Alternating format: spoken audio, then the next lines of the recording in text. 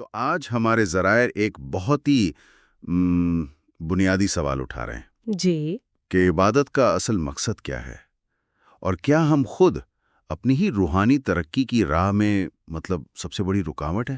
اور یہ سوال اس لیے اہم ہے کیونکہ بات صرف آپ کہہ لیں مذہبی رسومات کی نہیں ہو رہی، صحیح؟ بلکہ ان کے پیچھے جو فلسفہ ہے جی اس کو سمجھنے کی کوشش کی جا رہی ہے کہ ان عبادات کا ہماری سوچ پر، ہماری زندگی پر اصل میں اثر کیا ہونا چاہیے۔ تو گفتگو کا آغاز ایک بہت ہی دلچسپ مکالمے سے ہوتا ہے، حضرت موسیٰ اور خدا کے درمیان جی بالکل، جس میں خدا ان سے پوچھتا ہے کہ بھئی تم نے میرے لیے کیا کیا؟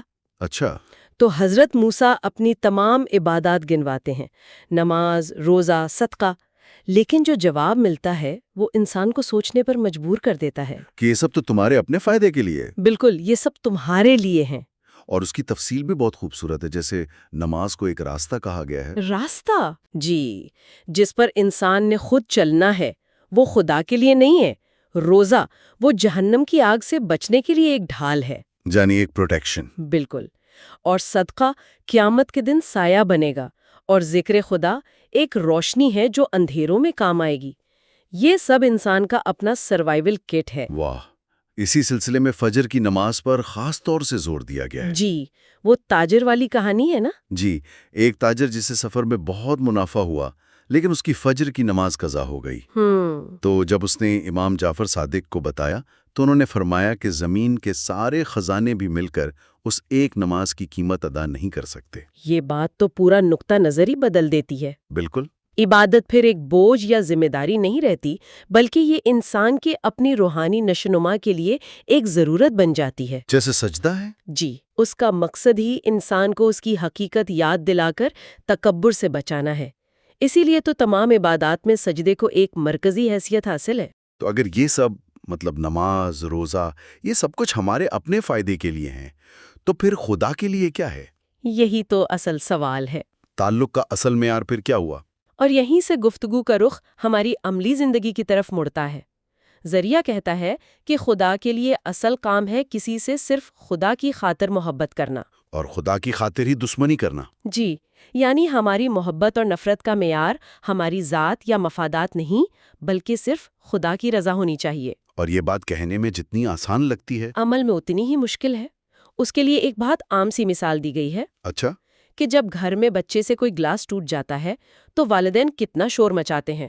ایسا لگتا ہے جیسے اس بے جان چیز کی قیمت ہماری اولاد کے احساسات سے زیادہ ہے۔ یہ تو ہر گھر کی کہانی لگتی ہے، لیکن کیا یہ ایک فطری رد عمل نہیں؟ غصے میں؟ آپ نے صحیح پکڑا، مسئلہ صرف رد عمل کا نہیں، اس کے پیچھے چھپی ترجیح کا ہے۔ یہ دکھاتا ہے کہ ہماری محبتیں لاشعوری طور پر مادی چیزوں میں اٹکی ہوئی ہیں۔ اچھا، ایک عارف کی کہانی ہے جو 80 سال کی عبادت کے بعد خود کو دیوانہ کہتے ہیں۔ 80 سال کی عبادت کے بعد؟ کیوں؟ صرف اس لیے کہ انہیں اپنی چند کتابوں سے اتنی محبت تھی کہ کوئی انہیں چھوتا بھی تو برا لگتا تھا۔ انہیں احساس ہوا کہ یہ معمولی سی محبت بھی خدا کی محبت میں شراکت ہے۔ اوہ، امام علی کا وہ قول یاد آ رہا ہے جو ذرائع میں نقل ہوا ہے۔ وہ تو جیسے آج کے دور کے لیے ہی کہا گیا ہے۔ کون سا والا؟ کہ انسان پیسہ کمانے کے لیے اپنی صحت گنوا دیتا ہے اور پھر صحت واپس پانے کے لیے پیسہ خرچ کرتا ہے۔ بالکل۔ جیتا ایسے ہے جیسے کبھی مرے گا نہیں، اور مرتا ایسے ہے جیسے کبھی جیا ہی نہیں۔ اور یہی ہماری غلط ترجیحات کا آپ کہہ لیں خلاصہ ہے۔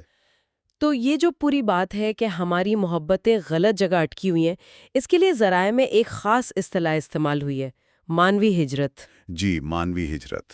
یہ سننے میں بہت بڑا تصور لگتا ہے بھی بڑا، لیکن اس کا مطلب سادہ ہے۔ مانوی ہجرت کا مطلب ہے اپنی زندگی کا محور بدلنا۔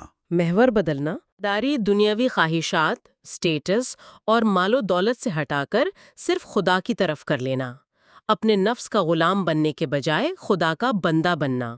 یعنی اپنے ہر عمل کی نیت کو درست کرنا، چاہے وہ اولاد سے محبت ہو یا گھر کا کوئی کام، نیت صرف خدا کی خوشنودی ہو۔